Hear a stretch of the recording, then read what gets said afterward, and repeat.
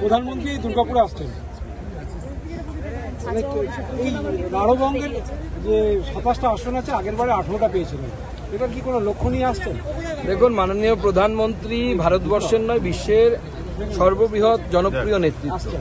স্বাভাবিকভাবে তিনি আসছেন যখন, তো তার আশাতে একটা ভাইব্রেশন তৈরি হয়, একটা কম্পন তৈরি হয়, রাজনৈতিক কম্পন। উনি দুটো প্রোগ্রাম নিয়ে আসছেন, একটি হচ্ছে উন্নয়ন বা ডেভেলপমেন্টের মডেল দেখানোর জন্য 5,400 কোটি টাকা এই রাঢ়বঙ্গ অঞ্চলের মধ্যে বেশ কয়েকটি জেলাতে মাননীয় কেন্দ্রীয় সরকারের তরফ থেকে, মাননীয় প্রধানমন্ত্রীর তরফ থেকে ইনভেস্ট করা হচ্ছে এমন একটি রাজ্যে, যে রাজ্য সবসময় আমাদের সাথে শত্রুতা করে। অর্থাৎ ভারতীয় জনতা পার্টির যে মুখে বলে না যে সবার সাথ, সবার বিকাশ, সবার সাথ, যে সরকার আমাদের বিরোধিতা করে সেই সরকারকেও আমরা সবার সাথ, সবার বিকাশ, সবার প্রয়াস এই মন্ত্রে আমরা অংশগ্রহণ করতে চাই। 5,400 কোটি টাকার প্রকল্প মাননীয় প্রধানমন্ত্রী শিলান্যাস করবেন। তারপরে ওই সরকারি প্রোগ্রামের পর, এবং এটা একটা শিক্ষা কার জন্য?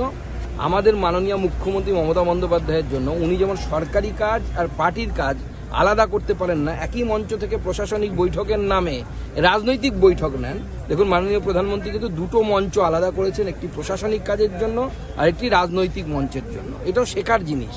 মাননীয় প্রধানমন্ত্রীকে এমনি সবাই পায়ে হাত দিয়ে, বিদেশের লোকেরা পায়ে হাত দিয়ে প্রণাম করেন না, উনি সবার গুরু। মমতা বন্দ্যোপাধ্যায়েরও গুরু। মমতা বন্দ্যোপাধ্যায় চাইলে শিখতে পারেন।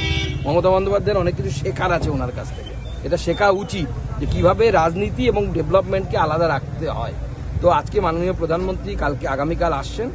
একদিকে ডেভেলপমেন্টের মডেল যেমন জানান দিচ্ছেন বাংলার লোককে, রাঢ়বঙ্গের লোককে, এবং তার সাথে সাথে উনি রাজনৈতিক বক্তব্য রাখবেন, যে রাজনৈতিক বক্তব্যের মধ্য দিয়ে আগামী দিনে এই রাঢ়বঙ্গ অঞ্চলের লোকের জন্য মাননীয় প্রধানমন্ত্রী এবং মাননীয় প্রধানমন্ত্রীর সরকার, যে সরকার আগামী 26-এ দিল্লির সাথে সাথে পশ্চিমবঙ্গ প্রতিষ্ঠা হবে, দিল্লিতে তো আছেই, পশ্চিমবঙ্গে প্রতিষ্ঠা হবে, সেই সরকার আগামী দিনে কি কাজ করবে তার সমস্ত রূপরেখা আপনি মাননীয় প্রধানমন্ত্রীর কাছ থেকে আগামীকাল পাবেন।